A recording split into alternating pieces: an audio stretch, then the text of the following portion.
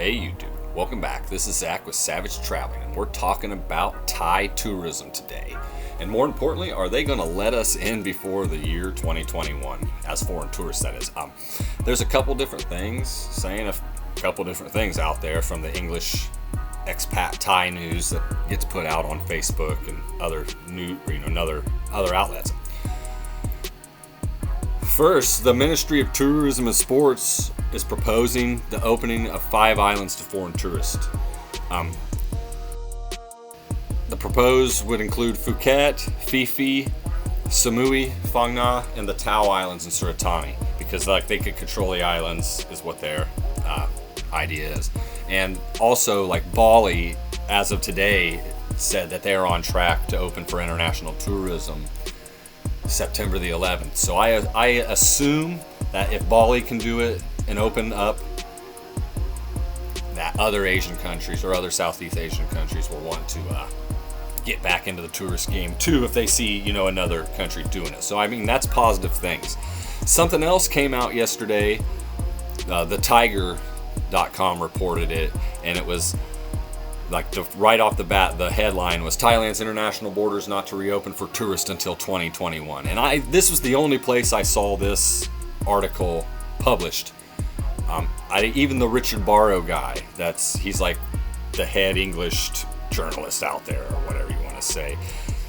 He didn't even publish this stuff, so that's why I was skeptical of this when I saw that they were talking about opening up a few islands to test the waters with international tourism. But let me read a little bit of this article from the Tiger. It says, Thailand is unlikely to reopen its borders to international tourists before the end of the year. And this is a prediction from a deputy governor of the Tourism Authority of Thailand. So speaking at yet another webinar, this time hosted by Mekong Tourism and Travel Mole, the deputy governor for international marketing at TAT. So he's the deputy marketing guy. So he's not really, he doesn't make decisions, I would assume, if he's the deputy governor of international marketing. But anyways, I don't think he's making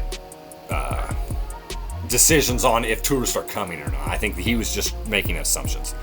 His name, I'm not going to butcher it, noted that there has been no talk of a timeline issued for reopening the country to inbound or outbound leisure travel during weekly COVID-19 national meetings. So all he was relaying is that nobody's talking about of a timeline. So I thought it was kind of irresponsible that they ran with this news article as big as they did, because people were well, maybe they ran it because it was needed ran, because the guy said that there was no talk of a timeline. But how they ran the article, it says Thailand's international borders not to reopen for tourists, and that's not what he said. That's not what the article says. The headline and the body of the article are two different things. And he says, I see no signal from the government that the country will open this year, other than the article that I just read you before, talking about the Ministry of Tourism and Sports, which actually makes decisions about tourism and sports, will propose the opening of 5 islands to foreign tourists. So take it for what it's worth. These articles came out on the same day. Like I said, I'm going to leave links to them below. Like I said, it's hard to get a grasp on Thailand. They are a military government, and from one day to the other, at least on the news that we get here in English, 8,000 miles away, you take it for what it's worth. I would take the signal from the Ministry of Tourism and Sports about talking about opening up Samui, Phang Nga, Tao Islands, Phi Phi, and Phuket, because they're an actual authority and not just a deputy governor of marketing. So that's when I saw this, because I saw so many people sharing the article about no tourism until 2021. That's 4 months away, people. And the fact that Bali's opening in 1 month from today, actually, that I think that'll give the countries surround, the ASEAN countries or whatever they're called, surrounding there. I think that'll give a lot of them a little bit of a, what do you want to say, where they can follow. At least they can see it happening nearby, and then they can take action to maybe mimic Bali's approach to opening back for international tourism if it works. You know what I mean? So that's pretty cool. It's not down and out for 2020. A lot of people keep saying online, if you listen to a lot of the the naysayers online that Thailand's never going to open again, and it's just going to go all downhill, and everybody's going to starve and eat each other.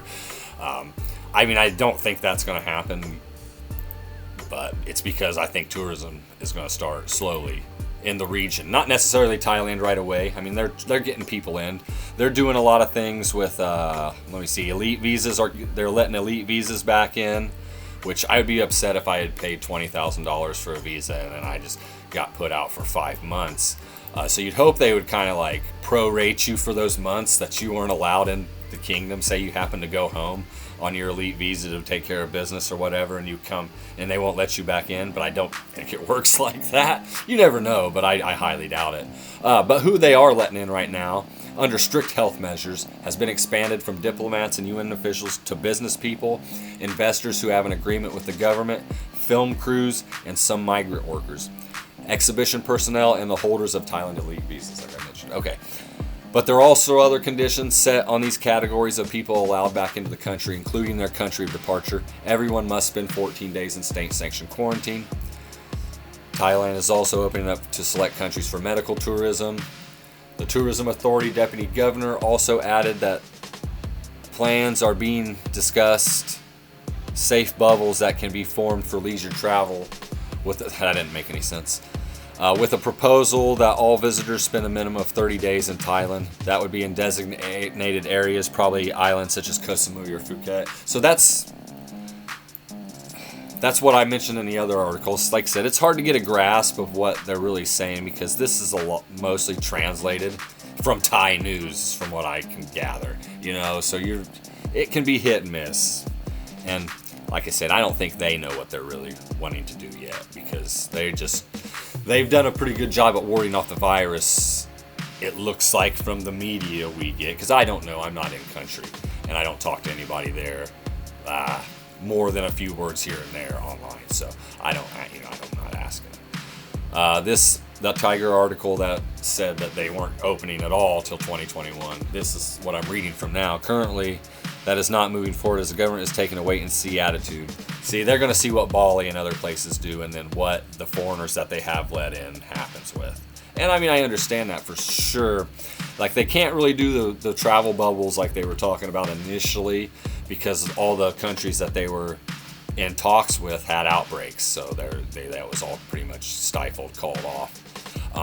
But they do understand, obviously, that the biggest time of year for them is coming, and I think that they're going to try to get anything out of it they can, like the high season through October, November into February or whatever.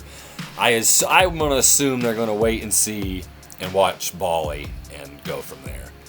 But beyond that, it's hard to tell. Like I said, it's day to day with Thailand and pretty much every other country in the region. It's good to see Bali, Indonesia. Now, I don't think you're going to be with this Bali thing. I don't think you're going to be able to go to Indonesia. I think you're going to be able to go to Bali, and that's it. Like, you're not going to be able to go, oh, I'm in Bali now. Let me hop a flight to Jakarta. I don't know if it's that easy. Maybe it will be. But, so who knows? This article about Bali here, it says, an influential member of President Joko Widodo's cabinet said country would not hurry to reopen its borders, but plans to begin accepting foreign tourists from September 11th were on track. Somebody else's name I'm not going to butcher was asked directly if Indonesia would open on September 11th during an address. And, well, yes, I think I heard Australia has a plan to do so. They especially love Bali. We can consider that one. The rest so far with China, yes, we are discussing a travel bubble with China. So they're talking about travel bubbles with Australia and China, which Australia, the virus is raging, and I assume it's raging in China still. Like, why wouldn't it be? You know what I mean? First, though, the government will have to wind back the regulation that bars entry to all foreigners except those with residency permits. So they got some decrees in order that's keeping people out. So they're talking about welcoming people from Australia and China. But I'm curious to see how this plays out with Bali. 1 month away, we'll see for sure. So I would love to see how travel bubbles with Australia and China work, because literally Australia is they're having trouble with the virus. I'm not going to compare anybody to the United States right now, but Australia's having trouble. I know Indonesia's had trouble. Now I don't know about Bali specifically. But either way, it's been interesting to see this all play out, guys. Things are starting to move. We'll be back up and running like we were before we know it. But until then, let's take it easy. Enjoy the little things we can do. Until then, peace.